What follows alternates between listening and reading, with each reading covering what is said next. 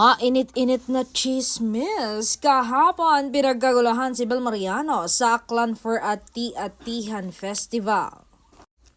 Pansin nga ng mga netizens na tila siya ata ang pinakamabait na artist na na-encounter nila dahil siya lang yung kumakaway at nakikipagkamay sa kanila. Sabi nga nila, deserve niya talagang tawaging Gen Z superstar. At bukod roon, magkakaroon din siya ng project this year for music and project teleserye and movie na hindi pa pwedeng sabihin. Ito nga ang video.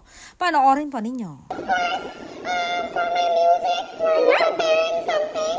So, abangan niyo po yan.